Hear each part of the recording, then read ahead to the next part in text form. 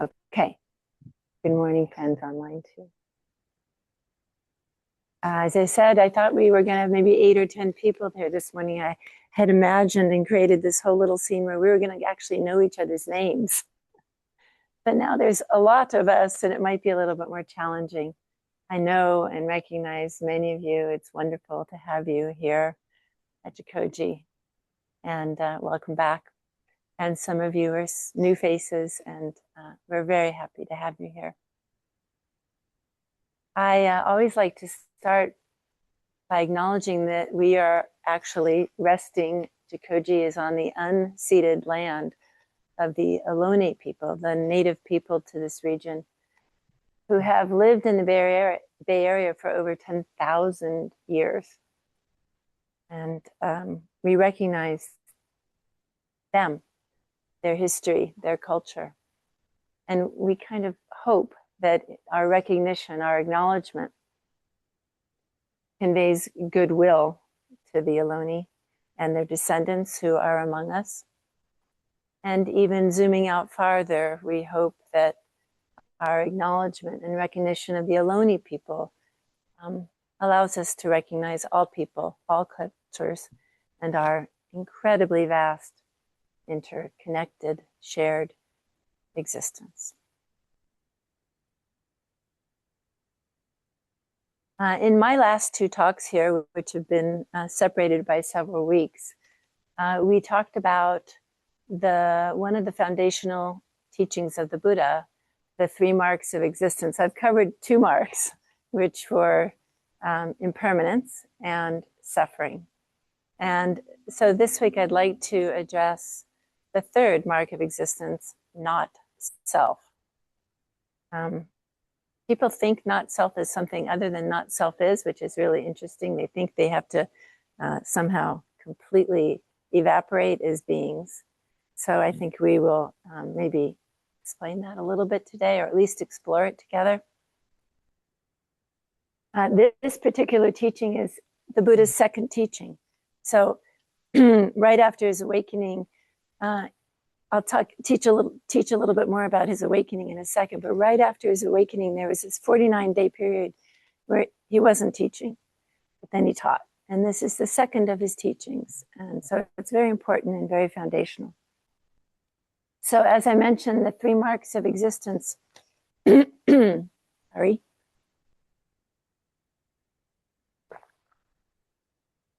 are impermanence. I imagine you had a taste of impermanence this morning in your meditation.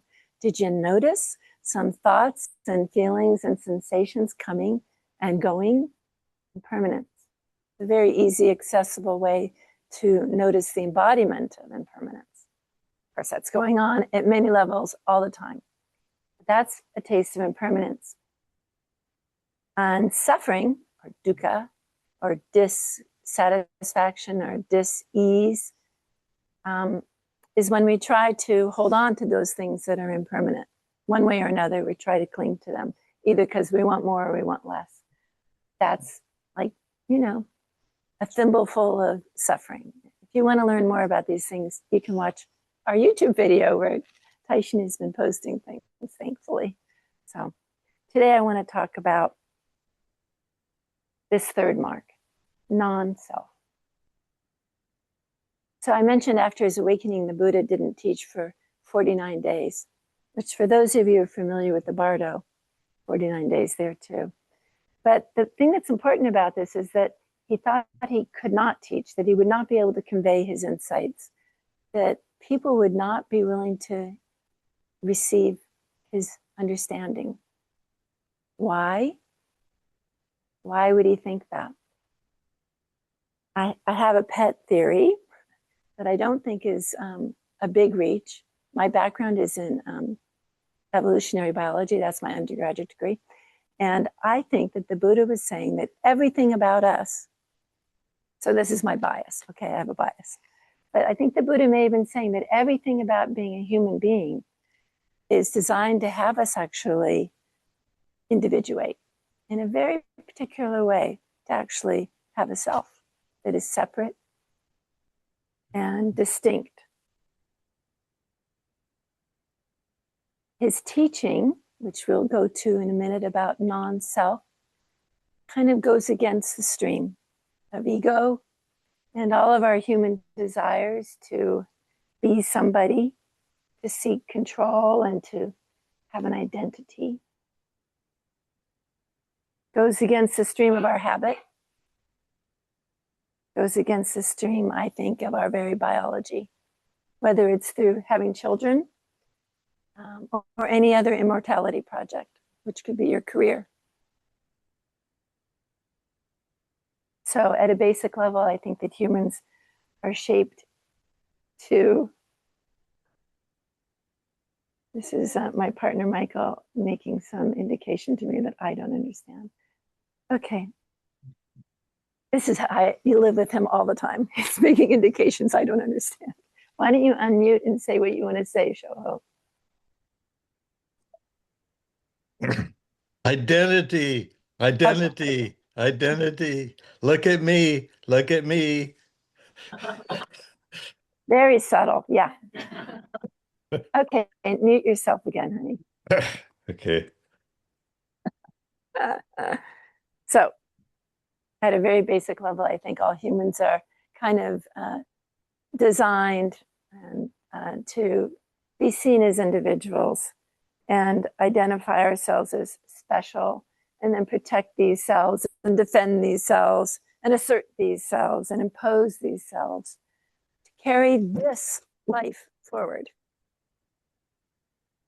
to maintain some kind of continuity and to kind of solidify an identity. So this is maybe a not so unconscious desire for immortality, but everything in us wants to say, this I must continue. And I think what the Buddha realized, and thankfully ended up teaching, and what you too, what all of us can also realize, is something very radically different. And that is, there is no fixed self. There is no stable, continuing self that we have to protect and defend. No self to advance, actually. No solid someone who is at the center of each experience. And this is the third mark of existence, non-self. Now, when I say this, maybe you have a little sense of existential anxiety about that I'm somehow erasing you or negating you, but that is not what not self is.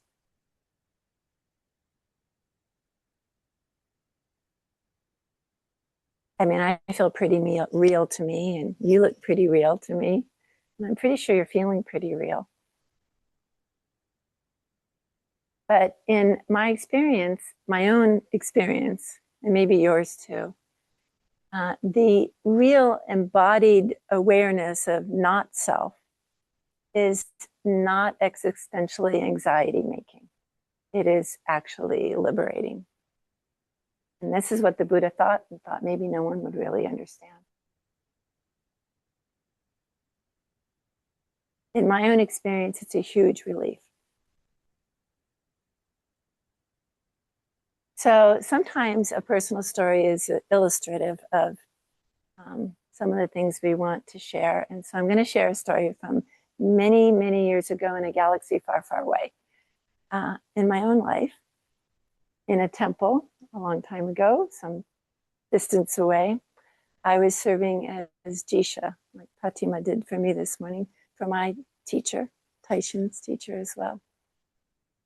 And it was a Sunday morning just like this in Santa Barbara. And we chanted the Jewel Mirror Sutra, the Song of the Jewel Mirror Awareness. Happens to be one of my favorites. But, you know, I would just chant and chant and chant. You know, I didn't actually have any meaning associated with this chant, but I really liked it. And somehow that morning, I sat down on the seat. My teacher was on the chair after we finished chanting. There we did the service first and then meditated. And the minute the bell rang, I had this really very clear awareness, insight. I don't want to make it sound anything too special because I think it's just the way things are. But in that moment, it felt like, oh my gosh, kind of like, I get it. And what I got, hey, Peter's son, these are dear friends in Chicago. What I got was this very sudden, clear understanding that Zazen, this practice, is the jewel mirror. And what that meant is my actual experience was, oh, I see myself in this mirror of Zazen. I see this person. Well, I also see this person and all the other people in the Zendo. I saw them all. And then I saw everything in the Zendo, the room itself, and then the building itself, and then Santa Barbara. And it just kept zooming out. The whole world from the beginning of time was in the mirror of Zazen.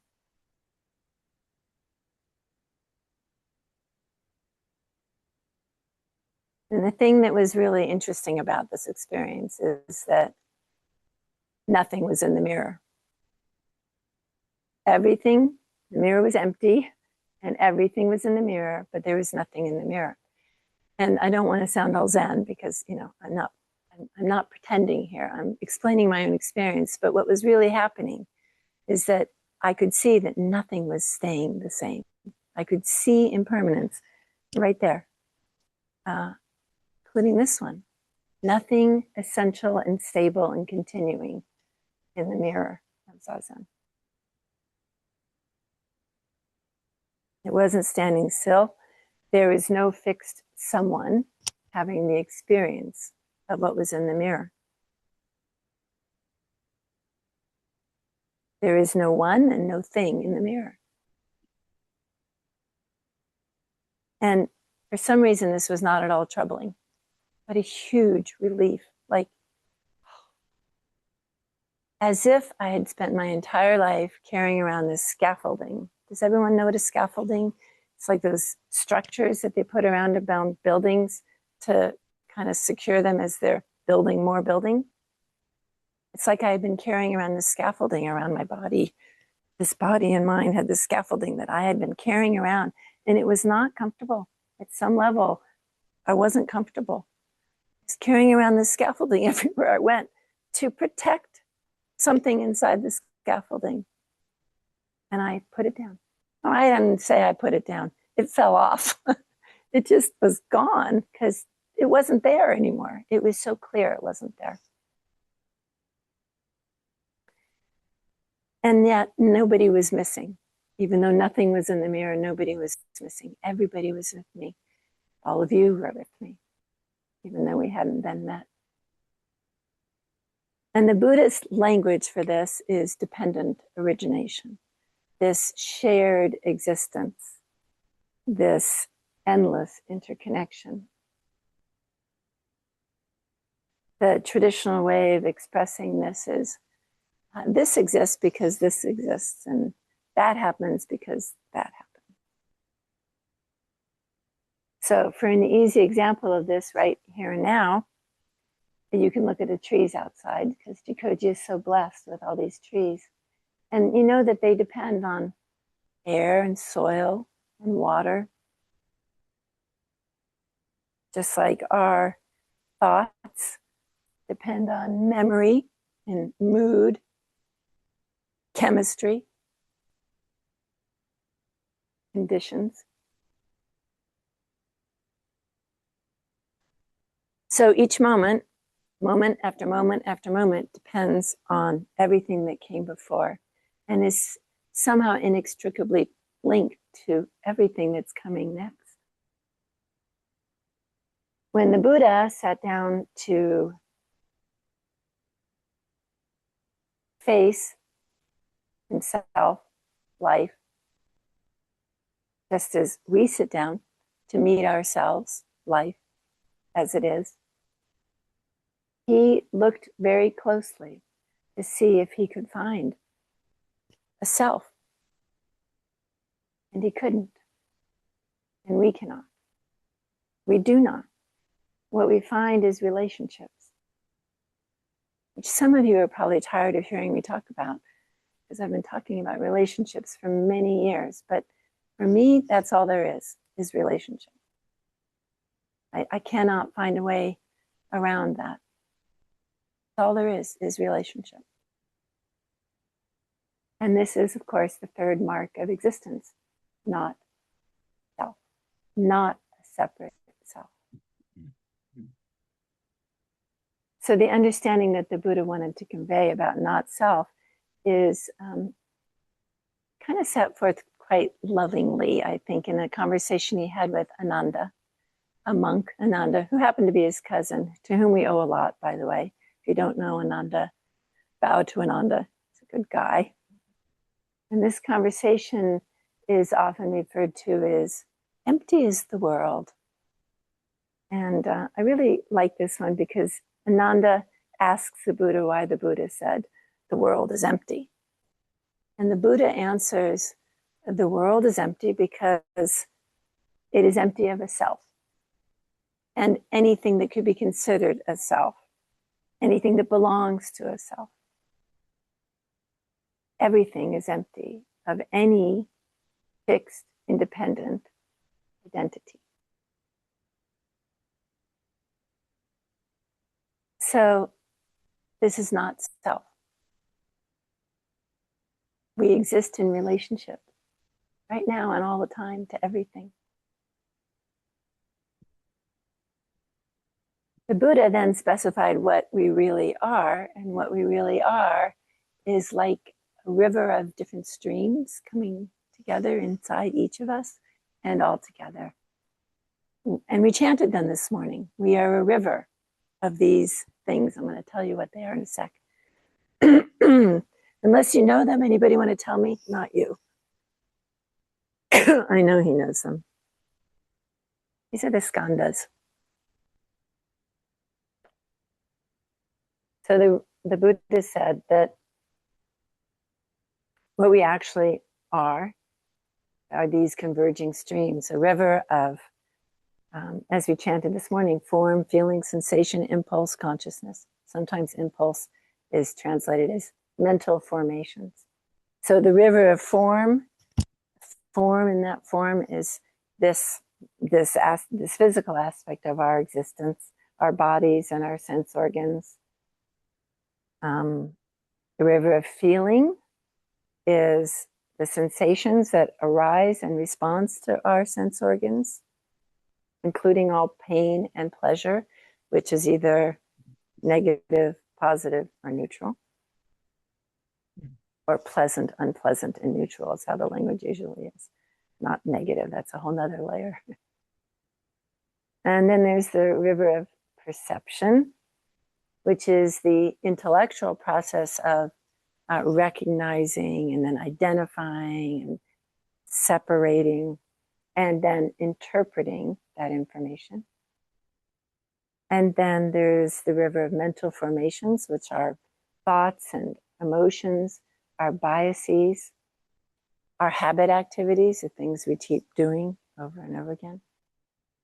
And then there's the river of consciousness, which is the subjective understanding of those other skandhas. So that is what we are. These rivers are always flowing through us individually, through us collectively, and nothing is fixed. Obviously, it's a river. They don't hold still. Nothing is fixed and permanent, and none of it exists separately. So in the inseparability of all those streams and the impermanence of all of those experiences is the fullness of our experience of this shared life. So yes, in the emptiness is the fullness. And here I am sounding all zen-y again, but that's the way it is.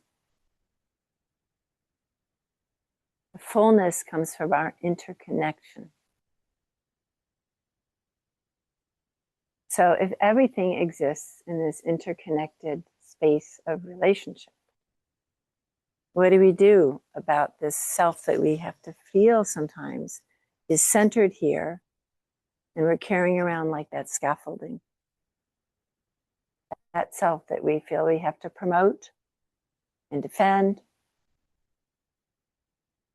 this sense of a solid me, who is owning this experience, by the way. The Buddha taught that that idea of a me is a construct, a fabrication, which occurs, it kind of appears when we don't look closely. When he looked closely, no self that is stable. And you may have noticed this morning in your meditation again. How many of you think that you were in charge of the thoughts? I hope you had some thoughts. If not, I'm going to have to come take your pulse. But I hope you had this experience of noticing these thoughts, and maybe, well, just tell me, how many of you think that you were directing the thoughts, that you were deciding what was coming up, when they were coming up, like the timing, and how they were going to affect you? Anybody? Right. No. They come and they go. If you don't grab them, and they go. A thought comes, hangs around for a moment, off. Next thought comes, hangs around for a moment, off. They just appear. So what we call this self is like that. It is a process. I am Nenzening right now. Way is weighing right now. We're all just inging right now. This room is inging right now. The world is inging right now. Sounds a little awkward, so you can use your regular name as you go. You don't go, oh, I'm inging. But you know this because the person you were 10 years ago is not this person right now. Maybe even not the person you were this morning. So even though we go through our lives saying me and myself and mine, we kind of assume ownership of this thing. There is ample reason to doubt that assumption of ownership. For another example that came out of your zazen this morning, maybe you heard some turkeys. Maybe you heard the motorcycles on Skyline. Maybe you heard the scrub jays. And there's this moment when you heard that sound and there was no hearer. There was just the sound. And then you identified the sound. And maybe you had an opinion about the sound next. The mind just rushes in right after something's been experienced, which is just sound. At that point, just sound, there's no inside and outside. There's that moment, you know it, where it's just the sound. But then the mind rushes in and identifies it and categorizes it, and then puts it into pleasant, unpleasant, or neutral. Maybe you're thinking, Jikoji should do something about those turkeys. They're really interfering with my concentration. Or those motorcycles, or those scrub jays.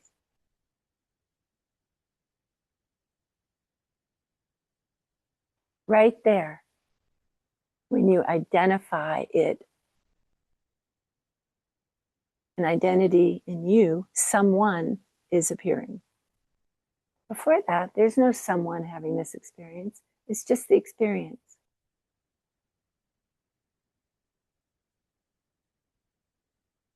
And the same is true of your thoughts. You know that. There's a thought coming through as you're sitting in zazen. But before you start taking it apart, and some of us are trained to do this, to be very analytical. Before you start identifying it, labeling it, and calling it mine, there's just a thought. Same with your feelings and sensations and impulses and consciousness. Everything. You should doubt the assumption that you own these experiences. When we practice a lot with noticing impermanence, that first mark of existence, through this zazen, through being alive in our own present moment, noticing impermanence, we cannot help but feel relief. Some of the things that arrive phenomenologically are things that when we pick them up and call them ours, not so comfortable. Think of the difference between I'm an angry person, or I'm ego driven, or I'm impatient, or anybody want to offer one? Some way in which you've limited your definition to this thing?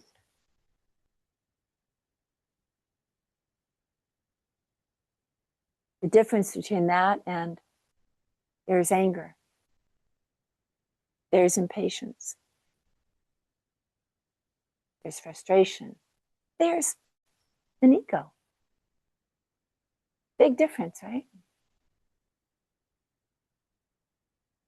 We get used to seeing what arrives in zazen as a phenomenon, just as like weather. My friend Hogan the other day told me, some of you know Hogan, he's really a dear friend, a Dharma brother to all of us. He was teasing me and joking about, he had heard a teaching that said, it's just what the lunch lady is serving. Some of you don't know what the lunch lady is because I'm old, but it used to be you'd go to school and there'd be a cafeteria and she just plop your food on your plate. And that's what the lunch lady was serving. And it's nothing personal. What you're experiencing in any given moment is just what the lunch lady is offering today. Don't take it so personally. It's just what's getting plopped onto your platter. Just what the lunch lady offered.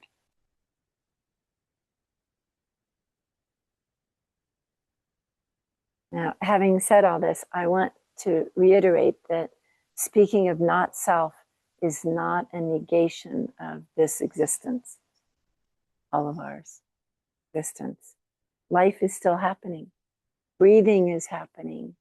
Sitting is happening. Walking is happening. Nenzening is happening. Shan is happening. We're all happening. We're happening, babe. But there is no fixed, independent controller behind all that activity who's deciding what thoughts are going to come and go in any given moment, who's deciding what feelings and sensations and emotions are going to arrive in any given moment. There's nobody controlling it. No fixed self. Just process. Just relationship. That's all I can find. And why does this matter? What's the big deal about not self? Well, I'm going to go out on a limb and say that most of you are here because of this awareness of the capital S self, that scaffold self that you're carrying around. I mean, for me, I came to practice because I was suffering carrying around that scaffolding. I may not have known it, but I knew I was suffering. It's a burden to have a capital S self. I think most people come to Jikoji because they think maybe the Buddha was onto something. That's onto something. Our suffering, which is the second mark of existence, arises because of this very strong evolutionary imperative to be somebody, to advance that someone and to defend that somebody. And that somebody, that effort to stick out, be seen and acknowledged, is actually the source of our suffering. This self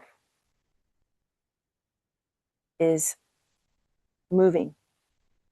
If we try to grip it, more suffering. Some of you know this because maybe you've been in situations where you know you should get out, but you stay, you grip, more suffering. So you can maybe now see that these three marks of existence impermanence, suffering, and not self are also not separate. They are completely intertwined. In our daily lives, we sometimes have these notions of the self. I should be more like this. In my case, I should be more patient. I'm actually really patient with everybody but me, most of the time. Someone here might argue. But I should be more patient, or I should be whatever, fill in the blank, whatever you'd like, whatever your form of self harm is. I should be more like that. I should be more like this.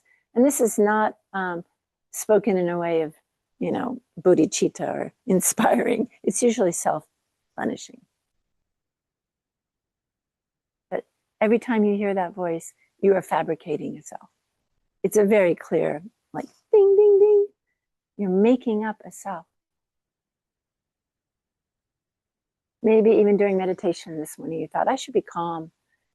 I shouldn't have any thoughts. I do not like that itch. All of these things. Or I should be more Zen. That should, any one of those shoulds, is this attempt to solidify self, to make a capital S self. Somebody, and trust me, it's a lot of work. Whatever is asking to be seen in any part of your experience is an attempt to create a self.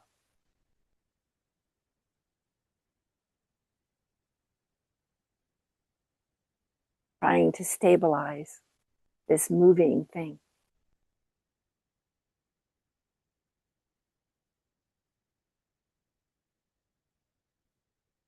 Now, I don't want you to think that trying to stabilize this self and kind of get grounded in some way in something that you think is really me and permanent is bad or is wrong. I wouldn't say that.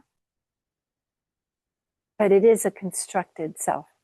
And we construct this mostly through memory and habit and a lot of unconscious material. I personally find it a burden. Your mileage may vary. Maybe you'll enjoy carrying around a scaffolding. But I found it pretty liberating. I find it pretty liberating every time the scaffolding falls away. In my own practice, I think of it this way. You can work with the capital S self two ways. One is self as content, self as content. And with that content comes a story about, oh, well, I'm this way because that happened and I was victimized here and victimized there. Or I made these bad choices and I victimized other people. So that self as content is one way. For me, that looks like suffering. And you find out for yourself. Another way of dealing with capital S self is self as context. Context. And you probably know what I'm pointing to. Relationship. Self as it arises right here, right now, in relationship. And in that way, that self becomes an observer. I am not angry. There is some anger. That difference is very profound, pretty life-changing when you don't have to identify with everything that pushes your buttons. So as an observer, dealing with this self as context as opposed to content, we can be the sky, as vast as the sky, or as empty as a mirror, where stuff's coming through, stuff's just coming through.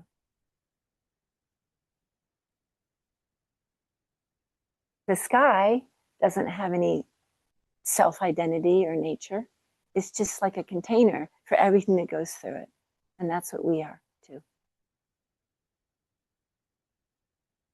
So what happens when we loosen the self? We set down the scaffolding. I'm not going to deny that there might be a period where that falls away, and there might be a little like, uh-oh, what's left? You know, like this very profound sense, like, wait a minute, what happened to I?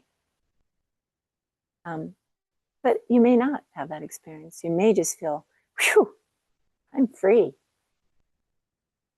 This loosening makes life very playful and spontaneous and less self-conscious, wildly less self-conscious, because the self doesn't seem to be anything permanent that you should be self-conscious about. I mean, it's not analytical like that, but it just kind of evaporates. Not permanently, trust me. It comes, it goes.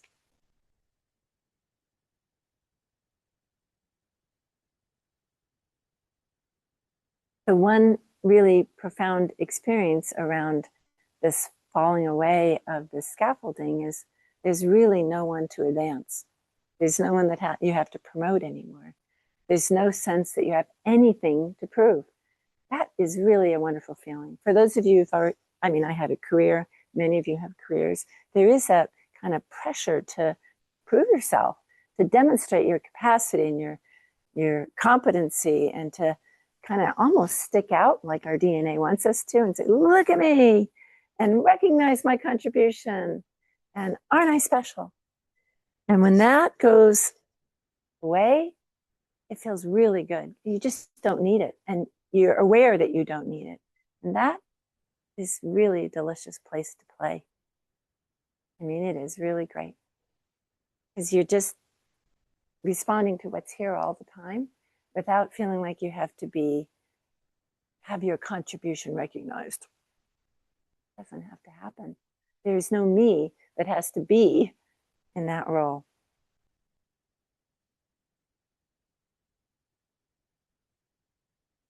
You get comfortable with whatever the lunch lady is serving at any given time. Now, you could look at me up here, sitting here as a teacher, and say, well, easy for you to say, but I'm just as surprised as you are that I'm sitting up here as a teacher. This was not my plan.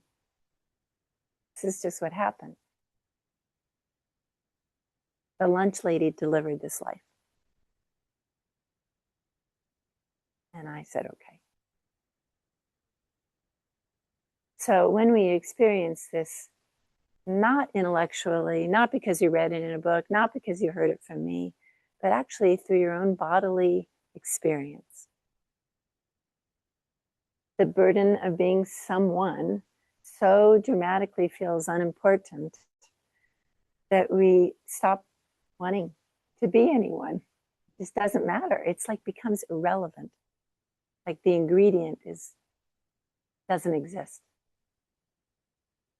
We stop having to be anybody or anything than what is actually right here, right now, and whoever she is, who knows, in any given moment by moment by moment experience. And it's interesting because you feel totally and dynamically engaged. But it's not about you. There's no center. It's about this right now, you and me and us and this building and everything that came before us that brought us here. Total dynamic functioning, Zenkai in Japanese. And interestingly, the feeling is from the inside of that, it's enough. It's enough. You don't really need anything more. It's just enough because it's so full of so much potential, so much possibility, and not just this part, not just this part. There is a kind of joyful ease. Okay, that's what the lunch lady gave me. I'll take it. I'll eat it.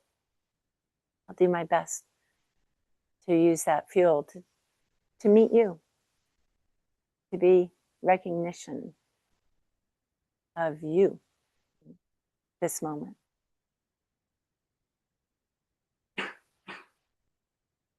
So now maybe you have a sense of this not self. It is this meeting all the time, everywhere you go, everything you see. That bird flying very slowly. I don't know what's wrong with him. It's a very slow little flap over there. Fact is that this is all happening in relationship all the time. Nothing stands alone. We are never alone. Can't be. So the question becomes not, who is this? What is this? What is this? What is this? What is happening right here, right now?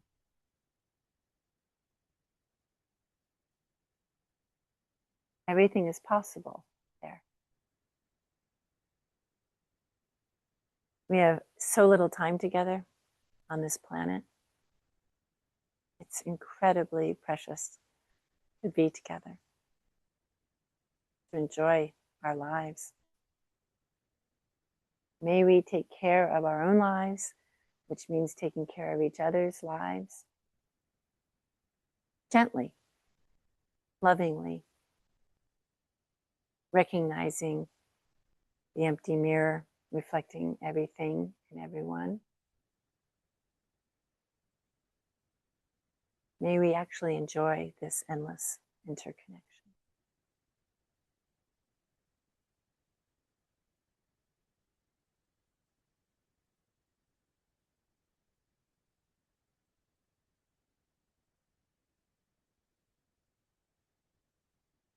Your turn. You can ask questions or make comments or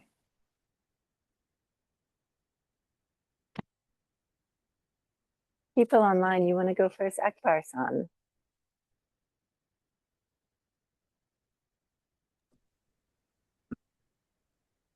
You have to unmute. Well, Akbar's going.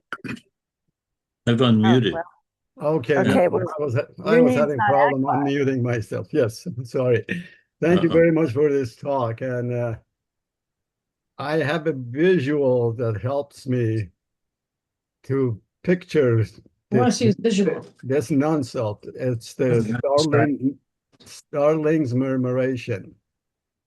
Oh, When you see those birds, they're just moving around as a big body, as if something is controlling them, and none of those single birds is in control of anything.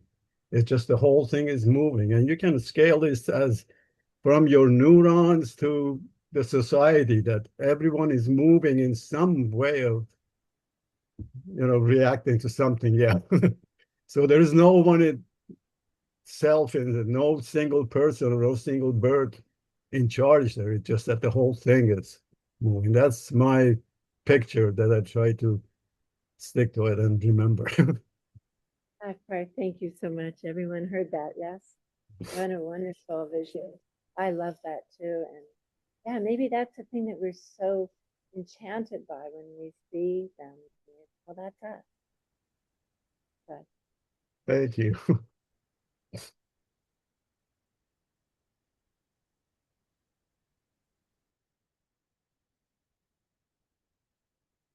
are you wanting to speak, Michael?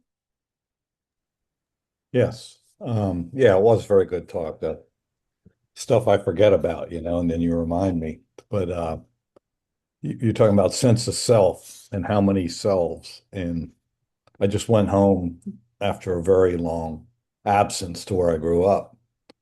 And man, did I have a sense of all the selves that I have been.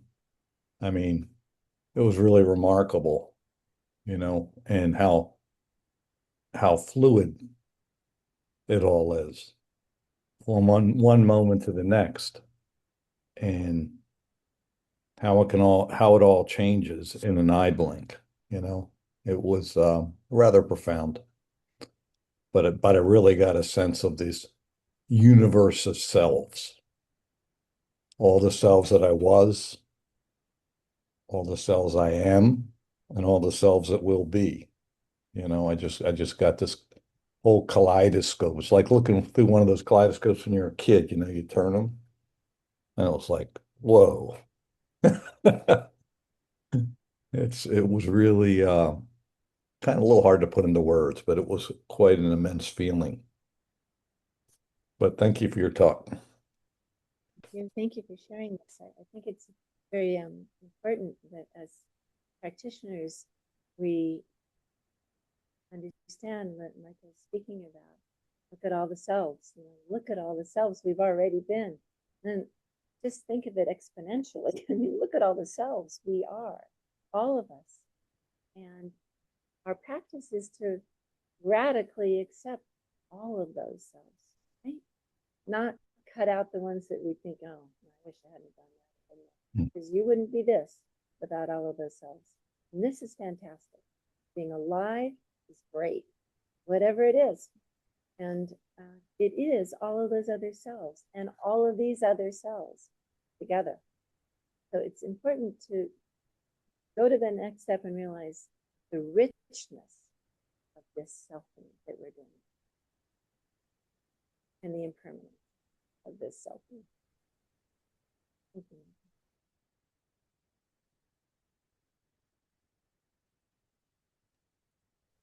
Spacious.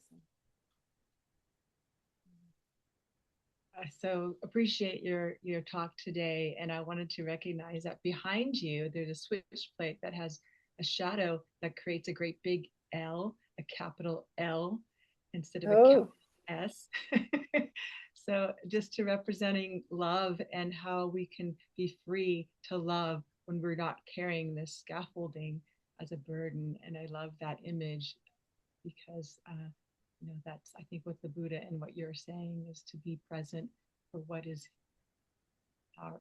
our experience of devoting ourselves to this practice. Thank you. Yeah, I like to use this word love too.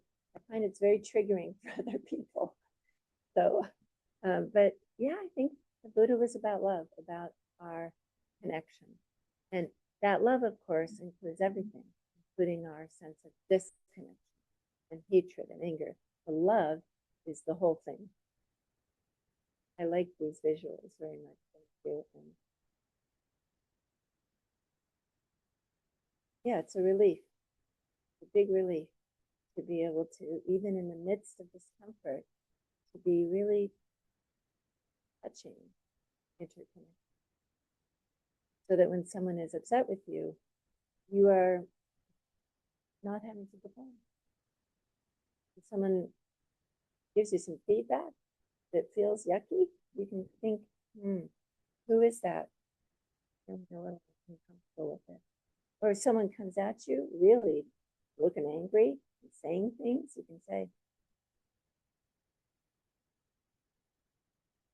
because you're not at the center of the experience. Already that sense. Yeah, that's love.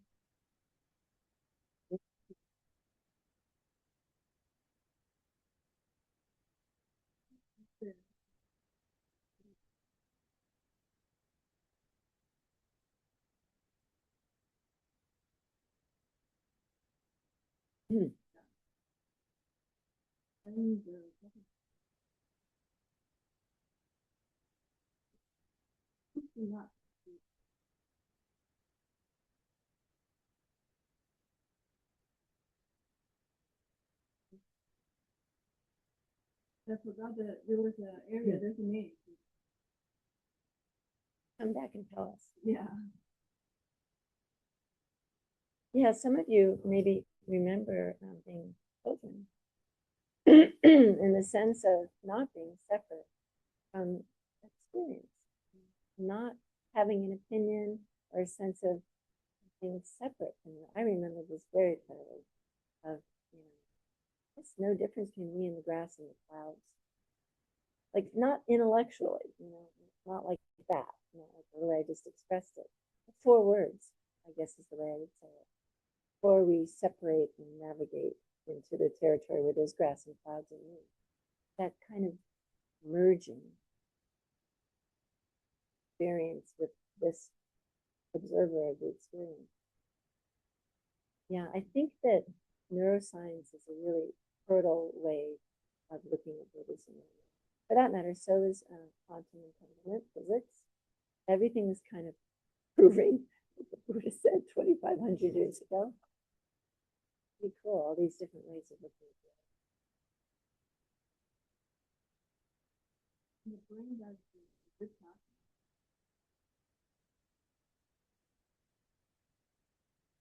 yeah, we have a negativity bias. Yeah, that's about preserving self, right? Protecting self. I gotta watch out because someone could try and take something. Really? What could they possibly take? The money, the clothing. Wish they'd take your identity. I shouldn't joke about that. There is identity theft. That could be a problem.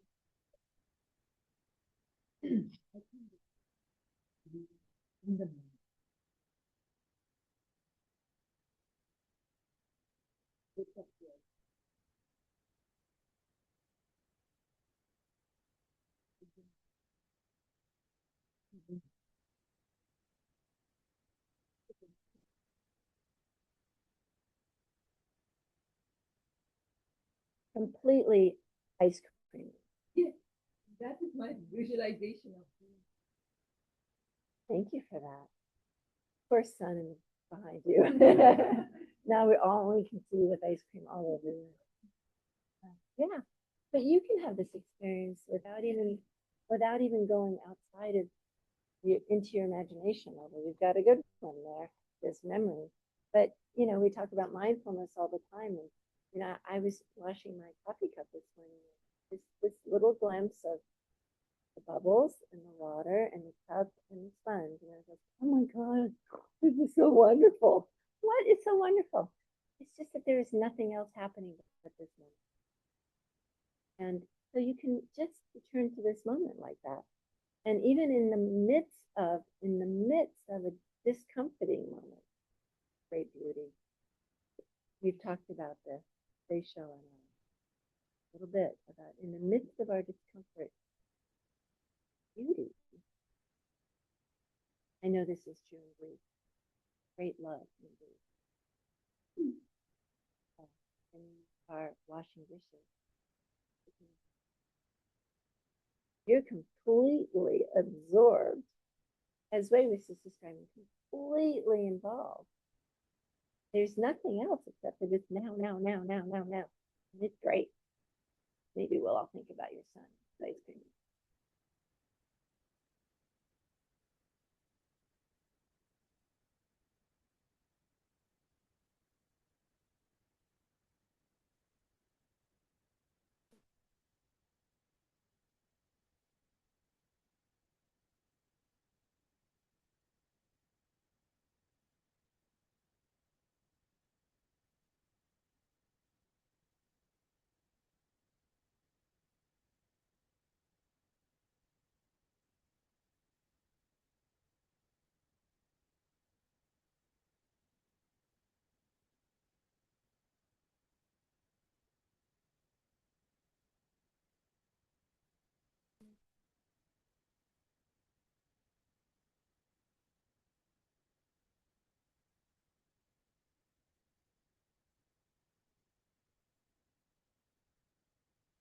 Yes.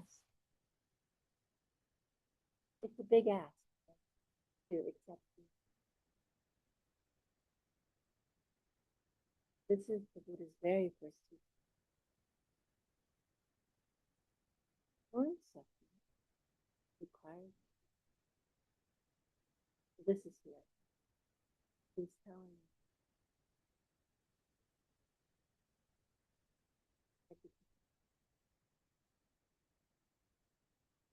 I gave myself. I asked my teacher to give me this. He didn't. I took it. I was no pretending. It means that I be like liberation. I see this is simply acknowledging there's anger. The other side of all that is love, love, love, love, love. And they exist together. I wouldn't know this without them. It happens because of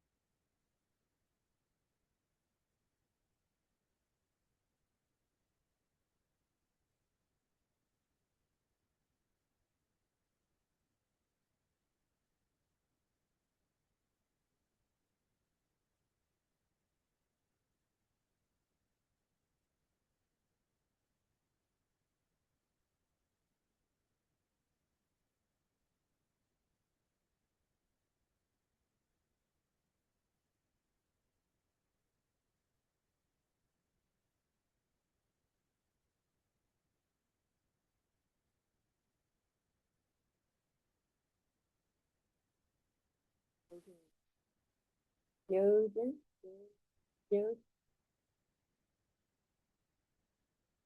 It's true, and some of us live here. It is continuous practice. Not in a. There's no avoiding yourself. You're running into yourself all the time. So yeah, and when we go out in the world, we run into yourself. It's delightful, and also requires you to take. That's what continues.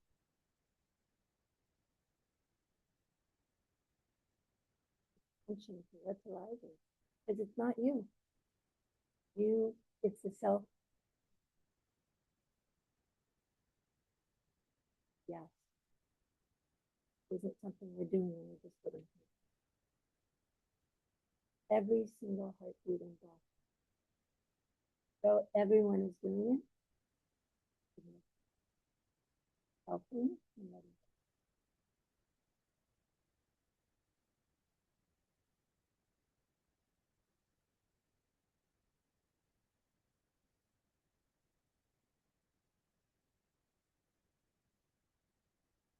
One more. Yeah. Maybe two more.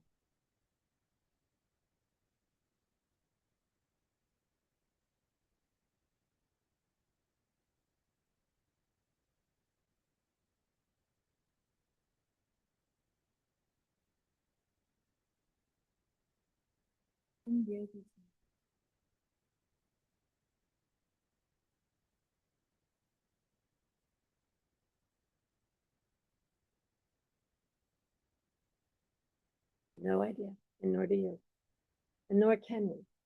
To have the answer to that would be to understand the entire universe. I know how. I mean, I know how you got here. You drove up the hill, and I drove up the hill. But that's not what we're talking about. We're talking about what calls you to come up here and sit here and face yourself. It's all of us melt into this shared. Do it all for you. I used to think that there would be a way. I'm trained as a lawyer, and lawyers do this thing where they basically take the structures apart until they get to them. And this, Your Honor, is the cause of all of this. There's no doing that. It didn't exist in law either. I am recovering with that. But there is this kind of incredible selfing desire to get to the bottom of this and pull out of the ball of yarn the one little thread and say, ta-da! There's just no way. And I'm just so grateful you're here, but I have no way of saying it. And really, it was unpredictable from any, well, maybe not. One of my friends from law school was coming up and, well, obviously, you're always a Buddhist monk. And I absolutely would never have said that about me. So maybe it was visible to other people, and maybe it's visible to me that you should be here, but not you. And it doesn't matter. I don't know what that is. In the tradition, you know, there's this bodhicitta, this desire to be awake that drives people to practice. I'm not going to deny that because I experienced that. Like for me, it was probably tied in a little bit to, I don't know, the bottom of this. But I did get to the bottom, and it was the ground. That's the same ground we're all on. So I don't have any ideas, about being able to do what you're proposing. But maybe you will. And maybe we can come back. Because I don't have the corner on the market. And I would like to know if someone else has an idea that is not selfing about how we got here. Roxy, I saw one. So I think you're going to be the last person.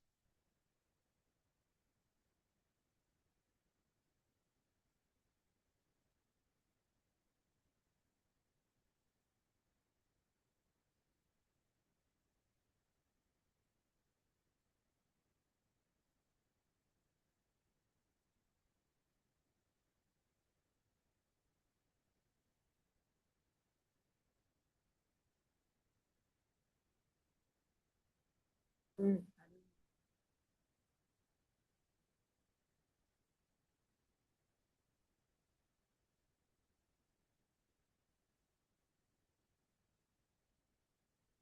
Remember how we were talking about sound, sitting, and then there's the identification of the sound.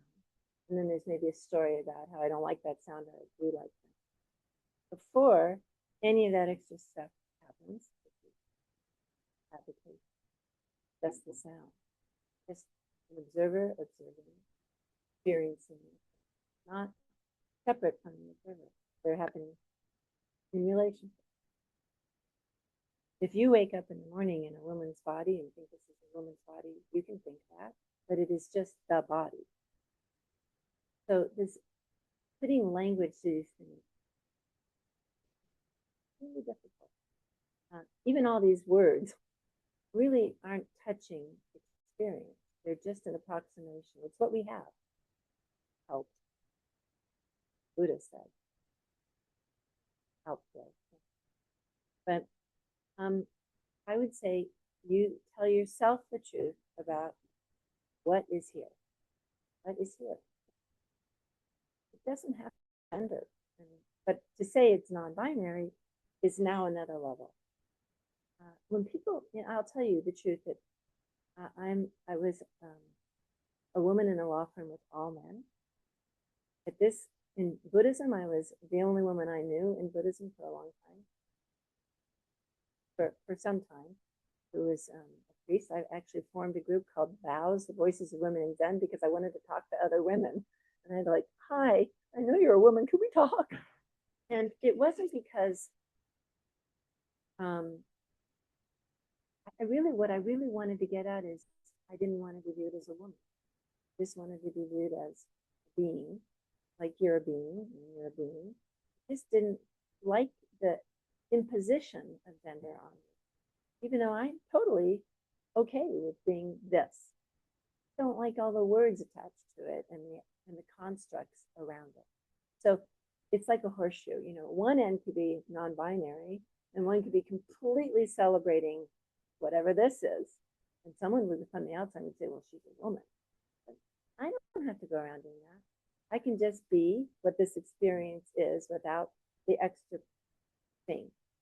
Right? It's a turkey or it's a scrub day. And I don't like it or I do like it. You with me? So when everyone says should, they're creating a self. They're saying it about you. You should do this. They're creating an imposition of the self. Really has nothing to do with you, by the way, so don't take it personally. It's about them. Everything that everyone is saying you should do is about them. And I think you could be just honest with yourself about what is my experience. Well, if you're in a female body, you're going to have female body type experiences because those are the parts that the lunch lady gave you. Oh, that sounds bad. Oh, I just saw like a uterus land out my cafeteria tray. Don't go there. I'm going to have to get that out of my head first.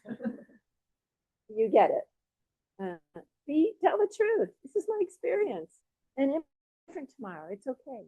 And you might feel like, yeah, I'm non-binary tomorrow. Whatever. It's not the important thing. The important thing is telling yourself the truth about what is actually happening, not the overlay. Now, I want to go on record as saying that does not mean you should be disrespectful of people who identify a particular way, because that's what they're doing and that's what their reality is. And it's not good or bad. And it's not for you to say it's good or bad. But you have to be honest with this one. That's the only person that you can be close up and intimate with, really. You have to take care of this changing, impermanent, dynamically related self. And my own feeling is that when someone comes up and says, you shouldn't do that, or you should do that, it's for me, it's always the right response. What do you have to lose by doing that? I don't know. It makes me closer. It brings me closer to this.